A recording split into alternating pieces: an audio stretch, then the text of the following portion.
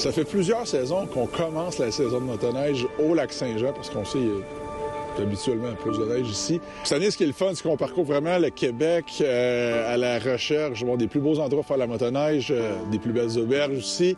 Et le but, c'est de faire les plus belles images possibles, vous montrer ça.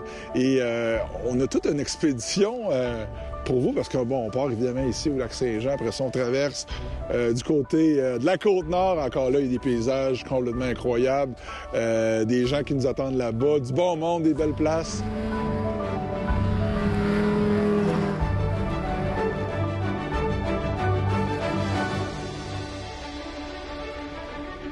Et là, aujourd'hui, avec le beau soleil, on réalise à quel point c'est un endroit vraiment magnifique sur le bord du fjord. Plus que ce que je m'attendais en réalité, là. Et la beauté de la chose, c'est qu'on a notre chalet privé, juste ici à côté, le balcon, la vue. C'est incroyable. C'est vraiment une belle auberge. Le décor est là, le soleil est là, wow. Donc là, Ben, on se trouve où, là? On vient d'arriver à l'auberge, très belle auberge d'ailleurs. Il y a plusieurs petits chalets sur le site. Puis là, on s'en vient manger. Fin de journée, on a faim. Quand on est arrivé, l'auberge était fermée pour la clientèle parce que ce qu'il faut dire, c'est qu'on est en début de saison. Donc, on a eu un petit accès VIP, comme on peut dire, aux installations. Puis j'ai eu la chance, je peux le dire, j'ai eu la chance de mettre la main à la pâte puis d'aider le responsable à l'entretien des machines puis des bâtiments ici. On a pris du bois, on a parti les feux. Donc, j'ai un peu pris d'assaut les installations. Là, on est à faire la cueillette de bois pour chauffer le poêle dans le chalet. OK, cool.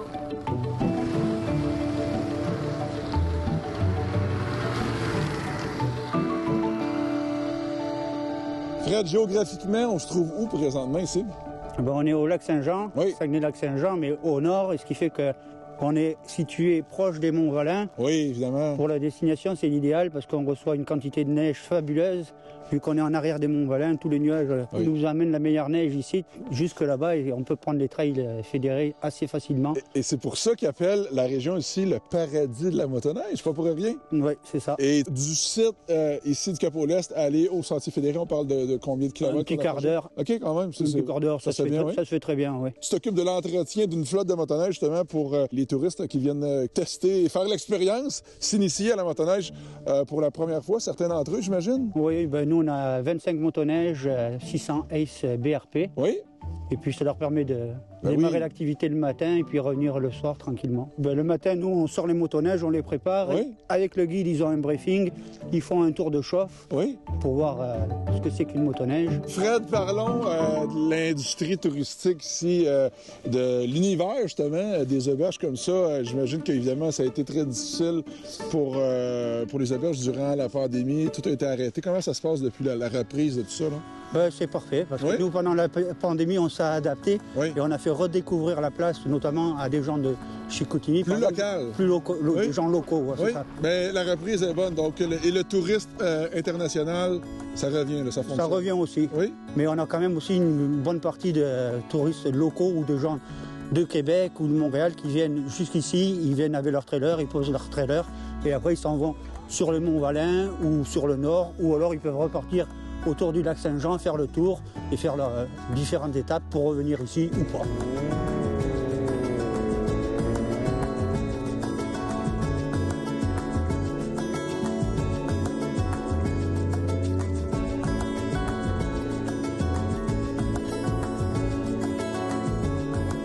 Après avoir visité les installations de l'auberge du Cap-au-Lest, j'ai appelé mon chum Jérémy de GB Loisirs, qui développe plusieurs centres de location de motoneige au Saguenay-Lac-Saint-Jean.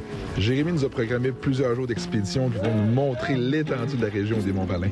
C'est garanti qu'on va vivre un trip vraiment cool. Jérémy, c'est un top. La dernière fois, on a fait motoneige hors-piste dans les Monts-Valin.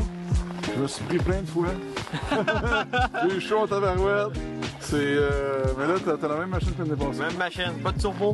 Pas de turbo, hein, Ben, je le trouve super coloré. Il est très facile d'approche, il y a beaucoup de discussions, c'est très fluide. On le voit également aussi que c'est un champion de motocross parce qu'il est très habile sur une motoneige. J'ai eu l'occasion d'y donner quelques petites formations hors piste l'année passée, puis quelques petites astuces.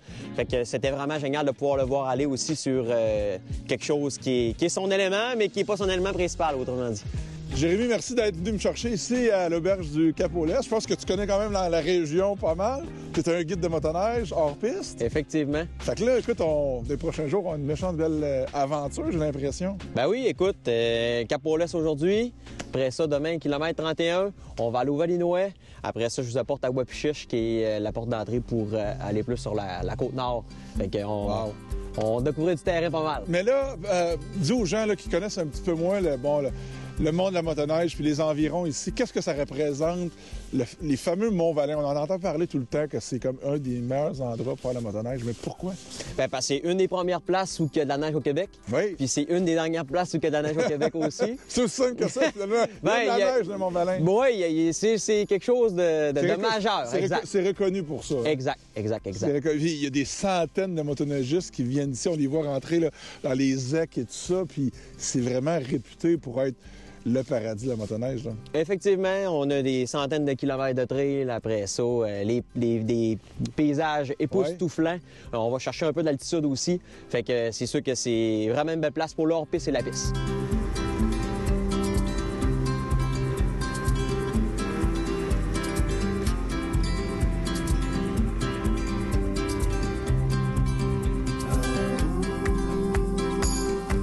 Vraiment très beau. Avec les montagnes. Ben oui, c'est ça. Les Monts-Valin, on voit ça un peu à certains endroits, là, ouais. On la voit, la rivière Saguenay. Dans le fond, les Monts-Valin, c'est les montagnes, c'est parce que la végétation, il y a moins de gros arbres, que c'est possible de faire plus d'hors-piste ou qu'il y a des gros sapins pareils. C'est juste les quantités de neige puis l'altitude, parce qu'en tant que tel, les Monts-Valin, c'est beaucoup de sapinage. OK. C'est quand même serré, condensé comme terrain. C'est pas comme dans l'Ouest canadien que c'est des gros arbres, mais qui sont super distancés. Mais tu sais, on va chercher à peu près du 1000 mètres au top. Okay.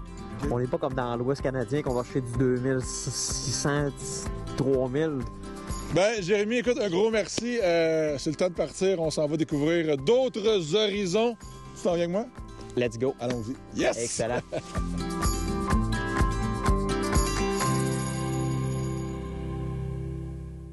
Regarde, dans le fleuve, ici, dans le fjord, il y a des éperlans? Oh oui, sous la glace, il y a des éperlans et au-dessus, il y a des touristes et des hyperlans.